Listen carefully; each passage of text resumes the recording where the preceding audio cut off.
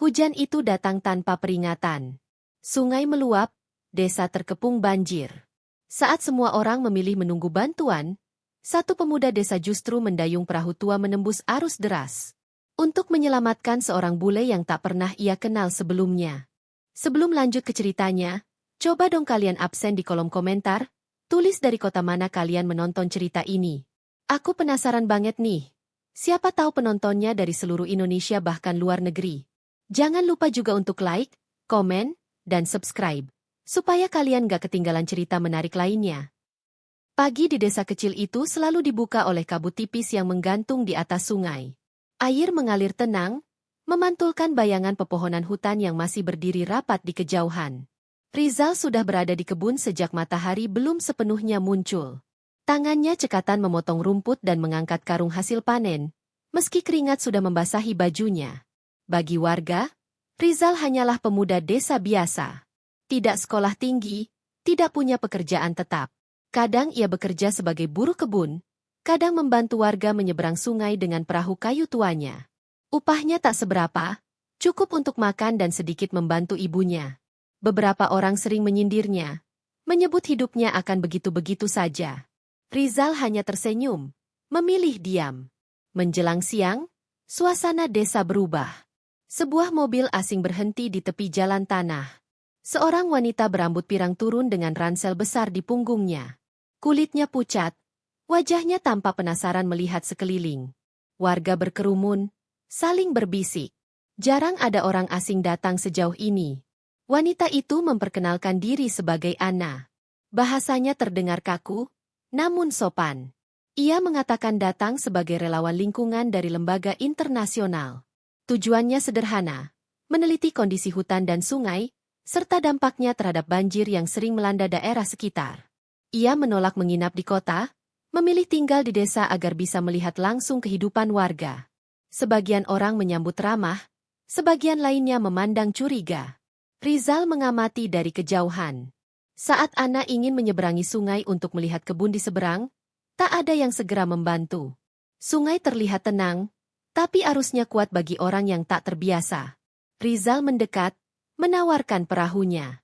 Tanpa banyak bicara, ia membantu Anna naik dan mengayuh perlahan. Sepanjang perjalanan, Anna memperhatikan sungai, hutan, dan pemuda yang mendayung dengan tenang seolah sudah menyatu dengan alam sekitar. Di seberang sungai, Anna mengucapkan terima kasih dengan senyum tulus. Rizal mengangguk singkat. Ia tak tahu, pertemuan sederhana itu akan menjadi awal dari rangkaian peristiwa besar, bukan hanya bagi dirinya, tetapi juga bagi seluruh desa. Hujan turun sejak malam itu, mula-mula hanya rintik yang membasahi atap seng dan tanah kebun. Rizal masih bekerja seperti biasa, meski langit tak pernah benar-benar cerah. Hari berganti, hujan tak juga berhenti. Sungai yang biasanya tenang mulai berubah warna, coklat keruh membawa ranting dan daun dari hulu. Sebagian warga mulai waspada. Namun banyak pula yang menganggapnya hujan biasa, hal yang sudah sering mereka alami setiap musim. Tidak ada sirene, tidak ada tanda bahaya yang jelas. Kehidupan berjalan lambat, seolah menunggu alam memutuskan langkah berikutnya. Di tengah kondisi itu, Anna justru semakin sibuk. Pagi hari, ia memeriksa catatan dan alat pengukurnya. Ia mengatakan perlu mengambil data langsung di area hulu sungai, tempat hutan mulai jarang dan tanah terbuka lebar. Warga yang mendengarnya langsung memperingatkan. Jalan menuju ke sana sempit dan licin, dan sungai sudah menunjukkan tanda-tanda tak biasa. Anna ragu sejenak, namun tetap bersikeras. Baginya, data itu penting untuk membuktikan hubungan antara kerusakan hutan dan banjir yang sering terjadi. Ia berjanji akan cepat kembali sebelum hujan bertambah deras. Rizal melihatnya berangkat dengan perasaan tidak tenang. Ia sempat menawarkan diri untuk menemani. Namun Anna menolak halus, tak ingin merepotkan. Rizal hanya bisa menatap punggung wanita itu yang perlahan menghilang di balik tikungan jalan tanah. Menjelang sore, hujan berubah menjadi deras tanpa jeda. Sungai naik cepat, lebih cepat dari perkiraan siapapun. Air mulai meluap ke jalan, memotong akses utama desa. Beberapa perahu terlepas dari ikatan, arus membawa apa saja yang dilewatinya. Saat warga mulai panik, barulah mereka menyadari satu hal, Anna belum kembali. Di area rendah dekat hulu, Anna berdiri kebingungan. Jalan yang ia lewati tadi kini berubah menjadi aliran air deras. Di sekelilingnya hanya semak dan tanah berlumpur. Sinyal ponsel menghilang, dan suara hujan menelan setiap teriakannya. Tanpa ia sadari, air terus naik, mengepungnya pelan tapi pasti. Jarak dengan pemukiman terlalu jauh untuk dijangkau sendiri. Di tengah hujan dan arus yang kian kuat, Anna terjebak, sendirian, tanpa tahu bahwa bahaya sebenarnya baru saja dimulai. Kabar itu datang seperti petir di tengah hujan. Seorang warga yang melihat dari kejauhan berlari ke desa dengan napas tersengal, membawa berita yang membuat suasana langsung berubah tegang. Anna terjebak di area rendah dekat hulu. Air sudah setinggi lutut dan terus naik. Warga berkumpul di tepi sungai. Dari kejauhan, arus terlihat ganas, membawa batang kayu dan lumpur pekat. Tidak ada satupun perahu yang berani menyeberang. Beberapa orang menggeleng, wajah mereka pucat. Arus terlalu kuat. Salah langkah sedikit saja, nyawa bisa melayang. Ada yang menyarankan menghubungi aparat desa, ada pula yang menyebut nama tim SAR. Namun jaringan komunikasi tak stabil, dan jalan menuju kota sudah terputus. Menunggu bantuan resmi berarti menunggu tanpa kepastian, sementara hujan tak menunjukkan tanda akan berhenti. Di tengah kepanikan itu, Rizal berdiri diam. Matanya mengikuti alur sungai, mengingat setiap belokan, setiap bagian dangkal dan lubuk dalam yang ia kenal sejak kecil. Ia tahu sungai itu lebih dari siapapun. Ia juga tahu, di titik tempat Anna terjebak, air bisa berubah mematikan dalam hitungan menit. Kalau air naik lagi, dia nggak punya tempat lari. Ucapnya pelan, lebih kepada dirinya sendiri. Beberapa warga menatap Rizal ragu. Ada yang langsung menolak. Terlalu berbahaya, kata mereka. Menyelamatkan satu orang tak sebanding dengan mempertaruhkan nyawa sendiri. Mereka masih berharap hujan mereda atau bantuan datang tepat waktu. Namun Rizal melihat langit yang makin gelap. Ia mendengar suara sungai yang semakin keras. Setiap detik terasa berharga. Di dadanya, dua perasaan bertarung. Takut, karena ia tahu risiko yang akan dihadapi. Dan tanggung jawab, karena ia tak bisa membiarkan seseorang mati begitu saja di sungai yang ia kenal seumur hidup. Ia menatap warga satu persatu, lalu menghela napas panjang. Menunggu berarti menyerah pada kemungkinan terburuk. Bertindak berarti mempertaruhkan segalanya. Dan saat hujan kembali mengguyur lebih deras, Rizal tahu waktu untuk ragu telah habis. Rizal tidak menunggu persetujuan siapapun. Ia menarik perahu kayu tua yang biasa ia gunakan menyeberangkan warga. Tali tambang lusuh diikatkan ke badan perahu dan ujungnya diserahkan ke beberapa orang di tepi sungai. Tidak ada pelampung. Tidak ada alat keselamatan modern. Hanya kayu, tali, dan keberanian yang dipaksakan oleh keadaan. Begitu perahu didorong ke air, arus langsung menghantam dari samping. Sungai yang biasa ia kenal kini berubah wajah, liar dan tak bisa ditebak. Perahu oleng keras, nyaris terbalik. Air masuk dari sisi kiri, membuat Rizal harus terus menimba dengan tangan sambil mengayuh. Teriakan warga terdengar samar di belakang, tertelan suara hujan dan gemuruh air. Rizal memusatkan pandangan ke depan, mengikuti ingatan medan yang tertanam di kepalanya sejak kecil. Setiap salah hitung bisa menjadi akhir. Saat perahu mendekati area rendah di hulu, Rizal melihat sosok itu. Anna berdiri terpaku di atas tanah yang makin menyempit, tubuhnya gemetar, wajahnya pucat. Air sudah setinggi pinggang, arus menggerus tanah di sekelilingnya. Saat pandangan mereka bertemu, mata Anna membesar, antara lega dan takut.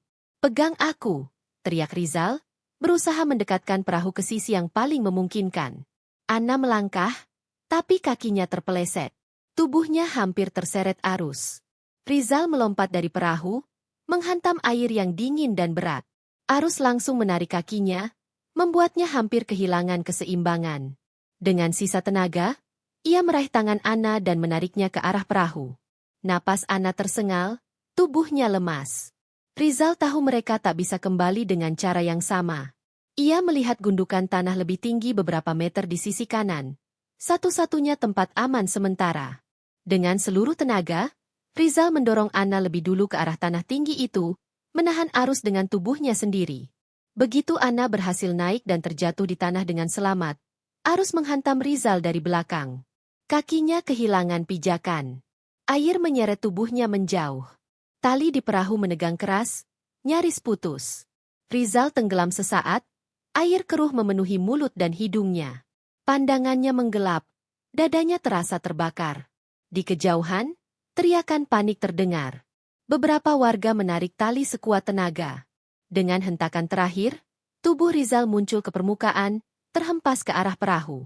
Ia terbatuk hebat, hampir tak sadarkan diri. Namun di kejauhan, di atas tanah yang lebih tinggi, Anna selamat, berlutut sambil menangis, menatap sungai yang hampir merenggut nyawa orang yang menyelamatkannya. Hujan masih turun deras. Dan perjuangan malam itu belum benar-benar usai. Warga yang sejak tadi hanya menonton akhirnya tersadar. Melihat tubuh Rizal terseret arus, beberapa orang berlari tanpa ragu. Tali ditarik bersama-sama, perahu ditahan agar tak terbalik. Dengan napas tersengal dan tangan gemetar, mereka berhasil menarik Rizal ke tepian. Tubuhnya dingin, wajahnya pucat, tapi dadanya masih naik turun. Pelan, namun ada. Anna segera dibantu naik ke tempat aman. Ia terduduk lemas, basah kuyup, matanya tak lepas dari Rizal yang tergeletak. Warga membopong Rizal ke pos pengungsian darurat di balai desa. Hujan masih mengguyur, tapi suasana berubah. Tak ada lagi jarak antara takut dan peduli. Di pos pengungsian, lampu darurat menyala temaram. Seorang relawan medis memeriksa Rizal. Masih hidup, katanya singkat. Kalimat itu seperti mengembalikan napas yang sempat hilang dari ruangan. Anna menutup mulutnya, air mata jatuh tanpa bisa ditahan.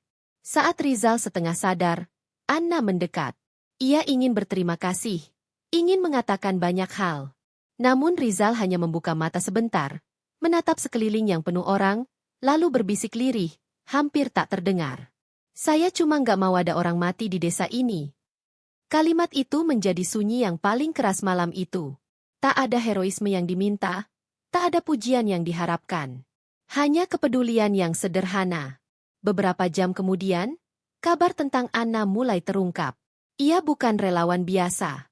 Ia memiliki jaringan internasional, terlibat dalam proyek lingkungan lintas negara, dan kehadirannya di desa itu membawa perhatian besar. Namun semua itu terasa kecil di hadapan kalimat Rizal yang terus terngiang di kepala Anna. Ia menangis, bukan karena hampir kehilangan nyawa, melainkan karena seorang pemuda yang sering diremehkan telah mengajarinya makna keberanian yang sesungguhnya. Di luar, hujan perlahan mereda. Di dalam pos pengungsian, desa kecil itu baru saja menemukan pahlawannya, dan ia bahkan tak menyadarinya. Beberapa bulan berlalu sejak banjir itu. Desa yang dulu nyaris hilang kini perlahan bernapas kembali. Tanggul sungai diperkuat, sirene peringatan banjir berdiri di beberapa titik, dan jalur evakuasi ditandai jelas. Semua itu datang bukan tiba-tiba, melainkan dari laporan panjang yang Anna susun, lengkap dengan data, foto, dan kesaksian warga, tentang hutan yang rusak, sungai yang tak lagi ramah, dan satu nyawa yang nyaris hilang. Bantuan mengalir, tapi tidak mengubah wajah desa menjadi asing. Warga tetap dilibatkan, keputusan diambil bersama, dan alam diperlakukan dengan hati-hati. Anna beberapa kali kembali, kali ini bersama tim, memastikan janji bukan sekadar kata. Setiap kali namanya disebut, ia selalu mengalihkan pembicaraan. Kalau bukan karena Rizal, laporan itu tak pernah ada, katanya. Rizal sendiri tetap seperti dulu. Pagi hari ia turun ke kebun, siang membantu menyeberangkan warga dengan perahu kayunya yang kini diperbaiki. Saat orang-orang menyapanya dengan sebutan pahlawan, ia hanya tersenyum canggung dan menggeleng. Saya cuma melakukan yang seharusnya, ujarnya pelan. Namun desa tahu, ketenangan yang kembali ini bukan kebetulan. Di tepi sungai yang kini lebih aman, langkah Rizal menyatu dengan denyut hidup desa. Sederhana, konsisten, dan penuh tanggung jawab.